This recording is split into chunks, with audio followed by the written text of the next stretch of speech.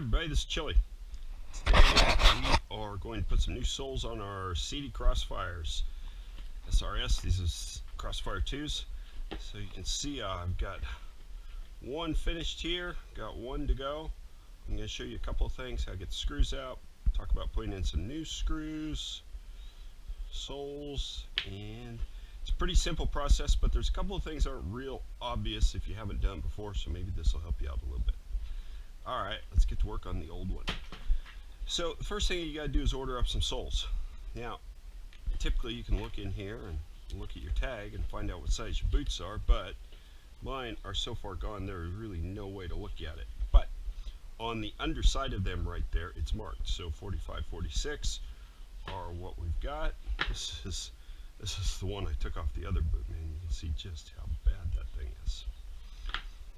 These screws will look really ugly as you go to work on them, but believe it or not, they're actually typically not that bad. Take a little screwdriver and get the heads all scraped out. That's the first job. Most of them are with the exception of the ones right around here that tend to catch on the foot pegs, and you can see those screws right there are just totally wasted. They'll have to be replaced, but the bulk of these I'll be able to reuse. I've got a package of replacement screws here, and these are kind of a pain because the package only has, I think it's 10 pieces in it, so it's not near enough to completely redo a set of boots, and they're pretty high priced. But one package between replacing some and using some of the old ones is typically enough to get the job done. Okay, I've got most of the screws cleaned up here, so I want to get a nice screwdriver. We need to really get a firm grip on. If you look to see how these screws are constructed, they're a little T, and they only go in a quarter turn and then pop out of the slot. This is for all Crossfires up through the Crossfire 2. The Crossfire 3 went to a newer style, just traditional threaded screw, but the process for changing the sole is all the same. So what we want to do is take every one of these and turn them 1/4 turn counterclockwise.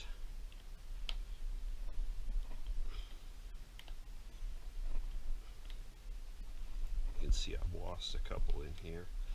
It's amazing how much abuse these soles will actually take, and they look terrible, but they really weren't actually performing all that bad.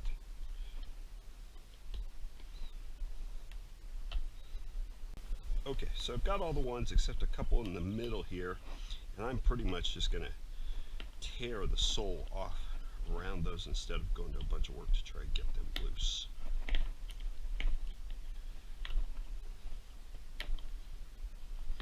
Typically, if they're worn down that bad, the sole itself is actually pretty worn around that area, so we'll just literally pry the sole off.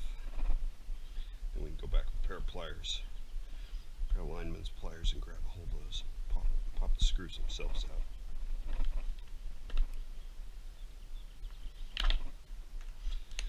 No sense trying to be too nice on any of this stuff. Let's see, where's my lineman's pliers? Right there. So now I can just turn those and pull them out.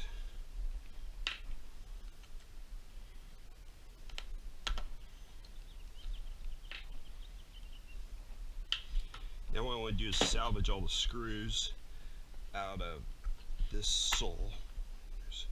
You just push them out like that. The ones up around the toe actually have these little prongs on them, so you want to make sure and put those back in the same location.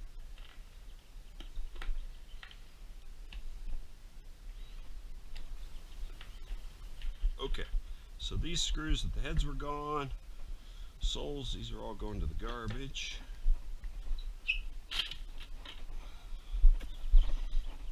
Collect the ones I dropped on the ground. Okay.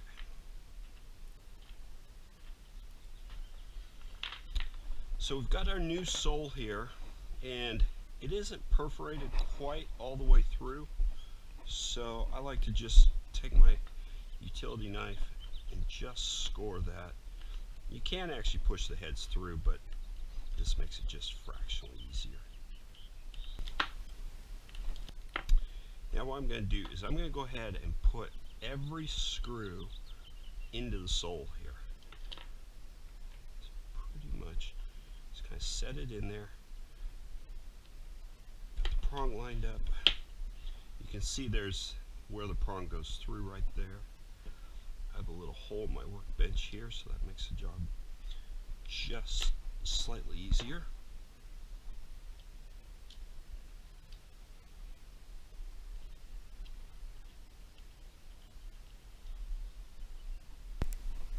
Okay, got all the screws in my boots here.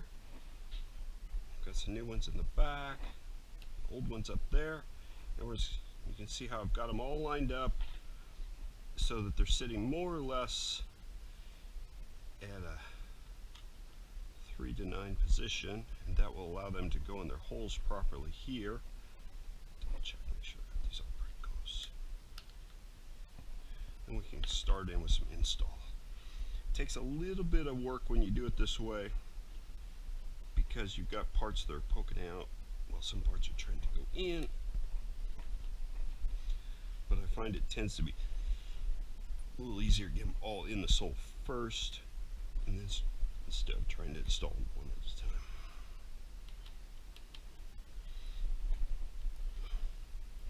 It takes a really solid push with a screwdriver to kind of get it down, and you'll feel it as it kind of falls into its groove. Let's see how. There we go. I think somebody, if you did this a lot, you could knock this whole job out in a couple of minutes. Now when I get to here, I'm going to move to the back because this part is the hardest part to push down.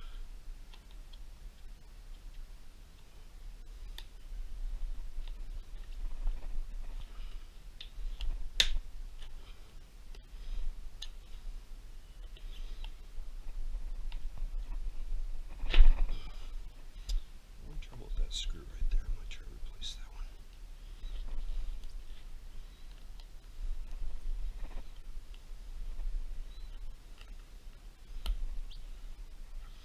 And there we go. Still got to push on that one a little bit.